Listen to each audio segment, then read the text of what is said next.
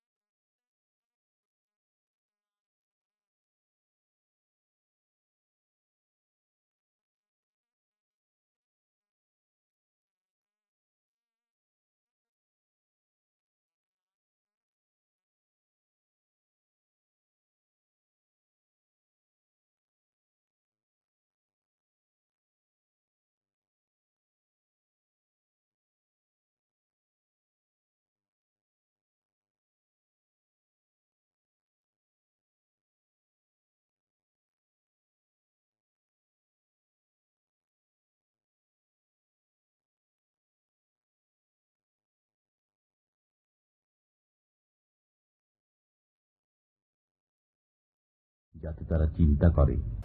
এ কয়টি আয়াতে যে বার্তা আছে আমরা তা এখন জানার চেষ্টা করব ডক্টর মোহাম্মদ মতিউল ইসলাম আপনার কাছ থেকে। বিসমিল্লাহির রহমানির রহিম। আলহামদুলিল্লাহি রাব্বিল আলামিন ওয়াস সালাতু ওয়াস সালামু আলা রাসূলিহিল আমিন ওয়া বা'দ। আল্লাহ তাআলা এখানে যে উদাহরণগুলো দিয়েছেন মূলত কোরআনের দিকে ফিরে আসার জন্য বনে ইসরাইলের কাহিনীটা আমাদের কাছে বর্ণনা করা হয়েছে। এখন আমরা মুসা ইসলামের সেই যে প্রেক্ষাপট পরিবেশ সেখানে আমরা আছি। জি, আমরা সেখানে আছি। মুসা ইসলামের সাথে বনি ইসরাঈলের সাথে আছি আমরা। তো আল্লাহ তাআলা তিনি বললেন যে ওয়াইজ নাতাকনাল জাবালা ফাওকাহুম, তাদের উপরে পাহাড়কে আল্লাহ উত্তোলন করেছেন, উঠিয়েছেন। এটা আল্লাহর তাআলার হুকুম। তিনি তো এটা এই যে আরাদাল্লাহু শাইআন ইয়াকুনু লাহু কুন ফায়াকুন, কোনো কিছু উঠানোর জন্য এটা তো এমন না তিনি তার ফেরেশতার মাধ্যমে উঠিয়েছেন।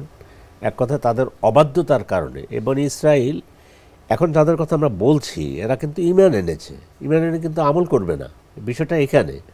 তো আল্লাহ তাদেরকে তখনকার সময়ে ওভাবেই ছিল, ভীতি প্রদর্শনের জন্য পাহাড় তাদের উপর উঠালেন, যেমনকি পাহাড়টা এবং ছামিয়ানার মতো হয়ে গেল।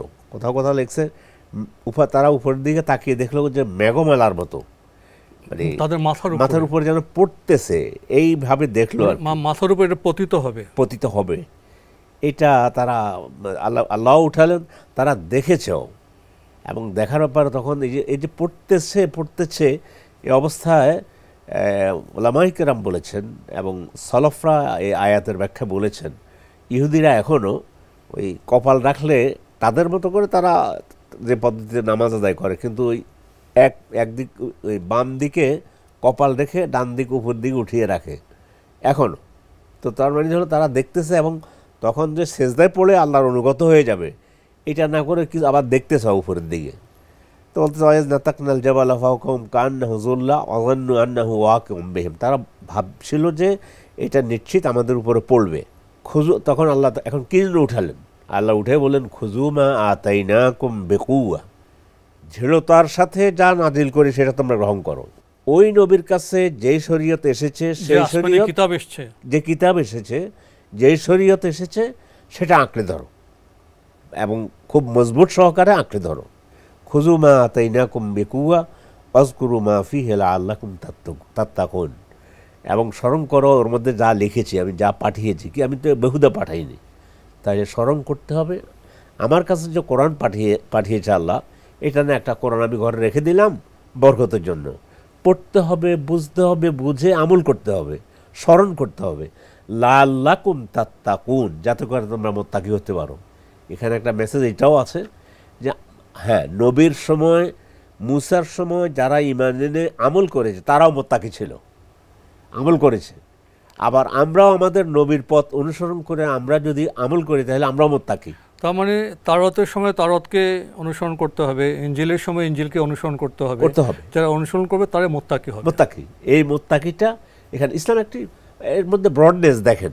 এইটা না যে পূর্বেকার নবীদের উম্মত যারা সত্যিকার আমল করেছে তারা মুত্তাকি ছিল না, তারাও মুসলিম, তারাও মুত্তাকি, তারা মুসলিম মুত্তাকি। পরবর্তী নবীদের আমরা স্বীকার করি সম্মানের সাথে, আমরা সেখানে কোনো পার্থক্য বা ভেদাভেদ করি না, করিও না, এবং ঈমান রাখতে হবে প্রত্যেক নবীর উপর, তা করি আমরা আলহামদুলিল্লাহ। প্রত্যেক কিতাবের উপর ঈমান রাখতে হবে। তারপর আল্লাহ তাআলা বলছেন ওয়াইজ আখাযা রাব্বুকা মিন বানি আদম মিন যুহুরিহিম যুররিয়াতাহুম ওয়া আশহাদাহুম আলা আনফুসিহিম আলাস্তু বিরাব্বিকুম ক্বালু বালা। এটা আরেকটা বিষয়। রব্বুল আলামিন তিনি আদম আলাইহিস সালামকে সৃষ্টি করার পরে ওনার সেটা আল্লাহ যেভাবে করার প্রয়োজন, ওনার পৃষ্ঠদেশ থেকে ওনার সন্তানদেরকে বের করে, সেটা রুহের জগতের কথা হইতে পারে, আলমে আরওয়ার কথা, আলমে আরওয়াহ এর কথা, রুহের জগতের কথা বের করে এনে বললেন যে আলাস্তু বিরাব্বিকুম, আমি কি তোমাদের রব নই? ক্বালু বালা, কেন নয়, নিশ্চয়ই, অবশ্যই আপনি আমাদের সাক্ষী দিল। প্রতিটি রূহ আলমে আরওয়াতে সাক্ষী দিল আপনি আমাদের রব। এখানে উলামায়ে কেরাম দুটো অর্থ করেছেন, মুফাসসিরিনে কেরাম, তাবিন সলবদের থেকে দুটো অর্থ আছে। এক অর্থ হলো তাদেরকে বের করেছেন এবং সে বের করে তখন রুহের জগৎ থেকে সেখানে বের করে সেখানে তাদেরকে জিজ্ঞাসা করেছেন। কেউ বলছে তাদের মধ্যে এমন নিদর্শন এবং এমন নিদর্শন দেখাই দিয়েছেন যা দেখে পরবর্তীতে এসে যে প্রত্যেক সন্তান জন্মগ্রহণ করে ফিতরতের উপরে, এই ফিতরতটা তাদেরকে দিয়ে দিলেন যে তোমাদেরকে ফিতরত দিলাম। ওই রূহ আলমে আরওয়ার যে রূহ জগতে যে স্বীকৃতি, যে স্বভাব ধর্ম, যে রব আমরা বান্দা, হ্যাঁ আমরা বান্দা, ক্বালু বালা, তখন তারা বলল যে আমরা সাক্ষ্য দিচ্ছি যে আপনি আমাদের রব। আলাস্তু বিরাব্বিকুম ক্বালু বালা শাহিদনা, হ্যাঁ আমরা সাক্ষ্য দিচ্ছি। শাহিদনা আন তাকুলু ইয়াওমাল কিয়ামা ইন্না কুন্না আন হাযা গাফিলিন। এখন আল্লাহ এটা কেন করলেন এই জন্য কিয়ামতের দিন যেমন আর কোনো অজুহাত না পেশ করতে পারো, যে আল্লাহ তার নিদর্শন দেখাই দিলেন, তার পরবর্তীতে তো নবীদেরকে পাঠিয়েছেন, কিতাব পাঠিয়েছেন, সাক্ষী দিলেন। কেন? কিয়ামতের দিন যেন এটা বলতে না পারো আমরা তো আসলে অবহিত ছিলাম না, এইটুকু যেন খুঁজে বের করতে না পারো। তো বনী ইসরাঈলের এই ঘটনা বলে কলু বালা শাহিদনা আন তাকুলু ইয়াউমাল কিয়ামা ইন্না কুন্না আন হাযা গাফিলিন, আমরা গাফিল ছিলাম। তাহলে এখান থেকে এটা শুধু বনী ইসরাঈলের জন্য বার্তা নয়, এটা সকল মুসলিমের জন্য কিয়ামত পর্যন্ত এটা বলার কোনো সুযোগ নেই। আল্লাহ আমরা তো গাফিল ছিলাম, আমরা তো অত খেয়াল করি নাই, বা ওভাবে আমাদের কাছে কেউ আসেও নেই। নবীও পাঠিয়েছেন, কিতাবও পাঠিয়েছেন, তাওরাতও পাঠিয়েছেন, আবার আমাদের নবীর সময় কোরআন পাঠিয়েছেন, হাদিস আছে, সব কিছু জেনে ইসলাম জানার দিন এবং মানার দিন, গাফেল থাকার দিন নয়। আমাকে সচেতন থাকতে হবে, আমাকে বুঝতে হবে, জানতে হবে, চিন্তা করতে হবে। আও তাকুলু ইন্নামা আশরাকা আবাউনা মিন কাবলু, অথবা তোমরা ওজর পেশ করবা, রে আমরা তো এমন হয়ে গেছি, আগে আব্বা আমাদের পূর্বপুরুষ ওনারা শিরক করতো, ওনাদেরকে দেখেই আমরাও শিরকটা শুরু করেছি, ফলে এখানে আমাদের অপরাধ কি? একটি গুরুত্বপূর্ণ বিষয়ের অবতারণা করছিলেন। আমরা এখনো শুনি শিরক শিরক শিরক।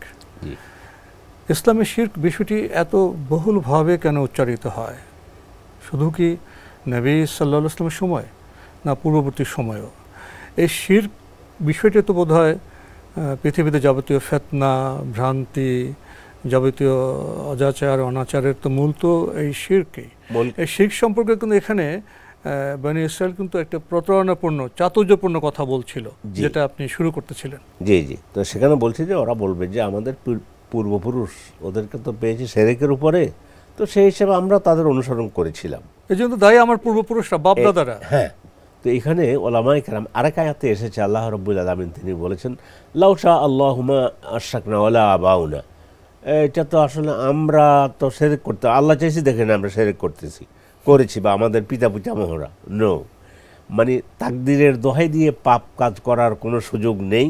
তো এখানে আল্লাহ তাআলা যেটা বলতেছেন, তারা যেন এটাও না বলতে পারে যে আমাদের পিতামহ ওদেরকে আমরা শিরকের উপরে পেয়েছি মিন কাবলু, এর পূর্বে, ওয়াকুন্না যুররিয়াতাম মিন বাদিহিম আফাতুহলিকুনা বিমা ফাআলাল মুবতিলুন, আল্লাহ আপনি কি আমাদেরকে শেষ করে দিবেন যারা আগ্রাসর বাতিল পন্থীদের কাদের জন্য আমাদেরকে ধ্বংস করে দিবেন? চাতুর্যপূর্ণ যুক্তি। এই অজুহাত তোমরা যেন কিয়ামতের দিন খুঁজে না বের করতে পারো আমার সামনে, যে বাপদাদা করেছে, তোমাদের কাছে সব কিছু স্পষ্ট করা হলো। এবং বিশেষ করে এখানে শিরকটা কেন নিয়ে আসলো? ওরা তো অন্যান্য অপরাধও করেছে। আপনি যেটা বলেছেন যে শিরক হলো পৃথিবীতে সবচেয়ে বড় অপরাধ, এবং যে শিরক, সব বিভ্রান্তি এবং সব অনাচারের মূল তো শিরকের মূল। এবং শিরককে পৌত্তলিক পূজারীকে এবং শিরককে আল্লাহ রাব্বুল আলামিন কোরআনে কারিমে সূরা তাওবার 18 নম্বর আয়াতে তিনি বলেছেন ইন্নামাল মুশরিকুনা নাজাস, মুশরিক অপবিত্র, নাপাক। যে এত বেশি জঘন্য অপরাধ, এজন্য নবী রাসূলদের প্রথম দাওয়াত ছিল তাওহীদের সাথে শিরক থেকে মুক্ত থাকার জন্য দাওয়াত দিয়েছেন। তো আল্লাহ তাআলা এখন বলতেছেন, রব্বুল আলামিন আমাদেরকে বুঝিয়ে দিচ্ছেন, ওয়াকাযালিকা নুফাসসিলুল আয়াত, এভাবে আমি বর্ণনা করি আমার আয়াতসমূহ, আমার নিদর্শনসমূহ, ওয়ালা আল্লাহুম ইয়ারজিউন, যাতে করে তারা ফিরে আসতে পারে। রব্বুল আলামিন মানে তিনি আল্লাহ রব্বুল আলামিন, তিনি চান না যে বান্দা জাহান্নামের পথে দৌড়াক। এই জন্য আল্লাহ বলছেন আমি এটা বিবৃত করেছি এই জন্য তোমাদেরকে জান্নাতের পথে নিয়ে আসার জন্য, জান্নাতের দিকে আসার জন্য আমি এই বিষয়গুলো বর্ণনা করেছি নবীদের নিকটে, এটা আমি মানে কিতাব পাঠাবার মাধ্যমে। এরপর আল্লাহ রাব্বুল আলামিন তিনি বলতেছেন ওয়াতলু আলাইহিম নাবা আল্লাযী আতাইনাহু আয়াতিনা ফানসালাখা মিনহা ফাআতবাহু শাইতান ফাকানা মিনাল গাওয়িন। এখানে চমৎকার একটা বিষয়, সেটা হচ্ছে এটা মুসা আলাইহিস সালাতু ওয়াস সালাম একজন ব্যক্তিকে মাদায়েনে পাঠিয়েছেন, আলেম ব্যক্তি, জ্ঞানী ব্যক্তিকে, আলেম ব্যক্তিকে পাঠিয়েছেন মাদায়েনে দাওয়াত দেওয়ার জন্য। মুফাসসিরিনে কেরাম যে বর্ণনা দিয়েছেন, বিশেষ করে আল্লামা আলী আস-সাবুনী রাহিমাহুল্লাহ তিনি বিষয়টা উল্লেখ করেছেন। তো ওর নাম অনেকগুলো উল্লেখ করা হয়েছে, তন্মধ্যে অধিকাংশ উলামায়ে কেরাম বলছেন তার নাম ছিল বাউরা, এভাবে বলেছে। তো তাকে পাঠিয়েছে দ্বীনের দাওয়াত দেওয়ার জন্য, কিন্তু মাদায়েন পৌঁছার পরে মাদায়েনের যে দায়িত্ব ছিল, মাদায়েনের যে সম্রাট ছিল বা বাদশাহ ছিল, ও তাকে স্পষ্ট যে কথাগুলো এসেছে, টাকা পয়সা দিয়ে লোভ দেখালো, অর্থের বিনিময়ে কামনা বাসনা চরিতার্থ যা দুনিয়া যা দরকার এগুলা তাকে দিল। দেওয়ার পরে তাকে বলল যে তুমি যে দাওয়াত নিয়ে এসেছো এইটা বাদ দাও, বরং আমি যেটার উপরে আছি, যে শিরকের উপরে আছি, এটার উপর তুমি থাকো এবং এটার উপরে মানুষকে তুমি বলো।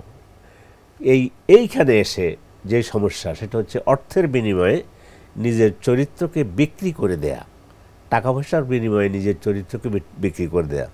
বিশেষ করে ওলামায়ে কেরামের এটা উচিত নয় পৃথিবীতে, এটা আলেমদের জন্য বিশেষ করে।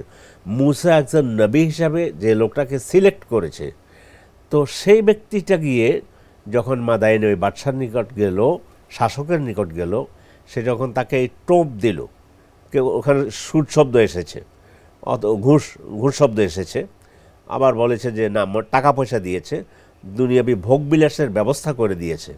দেওয়ার পরে বাস এই কারণে, সামান্য ভোগবিলাসের কারণে তাওহীদের পথ ছেড়ে সে বাদশার দাওয়াতে গ্রহণ করেছে, মানে বলছে বাদশার ওই প্রতারণায় পড়ে সে নিজের ইয়েটাকে বিক্রি করে দিয়েছে। সে আলেম, সে বিজ্ঞ ব্যক্তি পথচ্যুত হয়ে গেলেন, পথচ্যুত হয়ে গেলেন দুনিয়া অর্থ সম্পদ কামনা বাসনার কাছে। জি, তাহলে আমরা এখানে যে মেসেজটা আমরা দিতে পারি প্রত্যেক ব্যক্তির জন্য, বিশেষ করে ওলামায়ে কেরাম যারা আছেন, যারা দিনের দাওয়াত, যারা দিনের দায়ী, পৃথিবীর কোনো কিছুর পরোয়া না করে, দুনিয়ার কোনো অর্থ সম্পদ ভোগ বিলাস এগুলোর কোনো পরোয়া না করে, খালেস দিলে বিশুদ্ধ নিয়তে রব্বুল আলামিনের আনুগত্য করবে, দ্বীনের সঠিক দাওয়াত মানুষের সামনে তুলে ধরবে। রব্বুল আলামিন এর ফলে আমাদেরকে জান্নাত দিয়ে ধন্য করবেন। বিশেষ করে মানে যে ব্যক্তি দাওয়াতি কাজ করতেছে, দাওয়াত দিতে গিয়েছে, সেই ব্যক্তি যেন দুনিয়ার স্বল্প কোনো কিছুর বিনিময়ে, দুনিয়ার কোনো অর্থ সম্পদের মোহে পড়ে নিজের দিনকে যেন বিকিয়ে না দেয়। ওয়ালাউ শি'না লারাফানাহু বিহা, এর তো আমি জ্ঞান দিয়েছিলাম, এর মাধ্যমে আমি তাকে সম্মানিত করতে পারতাম, এর মর্যাদা বাড়িয়ে দিতে পারতাম, এ তো সেটা বুঝে নাই। ওয়ালাকিন্নাহু আখলাদা ইলাল আরদ, কিন্তু সে দুনিয়াকে আঁকড়ে ধরেছে, দুনিয়াকেই পছন্দ করে, তার আসক্তি দুনিয়ার প্রতি, আসক্তিটা দুনিয়ার প্রতি। ওই যে আসক্তি, বাদশা যখন তাকে টোপ দিয়েছে অর্থ টাকা করির, তো আল্লাহ বলে যে আরে তোমাকে তো আমি এলেম দিয়েছিলাম, জ্ঞান দিয়েছিলাম, তো জ্ঞানের মাধ্যমে আমি তোমাকে তো অনেক উপরে উঠে দিতে পারতাম। ওয়াত্তাবা হাওয়াহু, আর বিশেষ করে প্রবৃত্তির অনুসরণ করা, এইটা করা যাবে না। কোরআন এসেছে, হাদিস এসেছে, ব্যাস মেনে নিলাম, রাসূল বলেছেন আর আমার কোনো কথা নেই, কোরআন বলেছে, কিন্তু এই হাওয়া বলতে প্রবৃত্তির অনুসরণ করা, এইটা করা যাবে না। ফামাসালুহু কামাসালিল কালবে ইন তাহমিল আলাইহি ইয়ালহাস আও তাতরুকহু ইয়ালহাস, এই ব্যক্তির উদাহরণ ওই কুকুরের মতো, যাকে মানে দৌড়ালে অথবা যার পিছনে দৌড়ালে তাকে মানে যদি তার পিছনে কিছু নিয়ে আপনি ছুটে যান, সে তখন যেমন দৌড়ায়, হাঁপায়, আর এমনিই থাকলেও সে হাঁপায়। এর সাথে উদাহরণ দিতে গিয়ে মুফাসসিরিনরা একটা চমৎকার বিষয় দিয়েছে, যে কুকুরের সাথে একটা হলো উদাহরণ দিল একটা নিকৃষ্ট প্রাণীর সাথে এই ব্যক্তিকে। 2 নম্বর হলো কুকুর হাঁপায় কেন, তাকে দৌড়ালে আচ্ছা হাঁপালো, না দৌড়াইলেও নিজে, তার মধ্যে মানে এটা বলছে বর্তমান চিকিৎসা বিজ্ঞান, যে কুকুরের ভিতরে কিন্তু অক্সিজেন যে পরিমাণ দরকার খুব কম, শর্ট থাকে, এই জন্য সবসময় সে হাঁপায়, তার অক্সিজেনের প্রয়োজন হয়।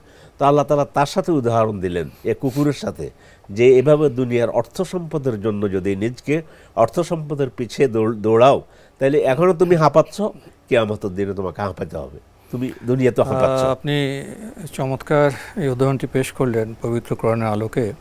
কথা তো আরও অনেক ছিল, ব্যাখ্যা করার মতো অনেক বিষয় ছিল, কিন্তু আজকে সময় আমাদের সে অনুমোদন দিচ্ছে না, এখানে শেষ করতে হচ্ছে। ডক্টর মোহাম্মদ মতিউল ইসলাম, আপনি কষ্ট করে আমাদের স্টুডিওতে এসেছেন, সময় দিয়েছেন, সেজন্য আপনাকে অনেক ধন্যবাদ। ধন্যবাদ আপনাকে এবং এনটিভি পরিবারকে। প্রিয় দর্শক, আমরা দেখছিলাম এনটিভি আয়োজিত এবং ভীষণ নিবেদিত পাক্ষিক অনুষ্ঠান কোরআন অন্বেষা। আমাদের অনুষ্ঠান আপনারা এনটিভি অনলাইনেও দেখতে পারবেন, ভিজিট করুন www.ntvbd.com। এছাড়া ইউটিউবে এবং আমাদের ভেরিফাইড ফেসবুক পেজে অনুষ্ঠান দেখতে পারবেন। আজকে আমরা পবিত্র কোরআনের সূরা আল আরাফের 171 থেকে 176 এই 6টি আয়াতের চমৎকার তেলাওয়াত শুনেছি তরজমা। এবং ডক্টর মোহাম্মদ মতিউর ইসলাম ভাই থেকে আমরা সংক্ষিপ্ত পরিসরে ব্যাখ্যা জেনেছি।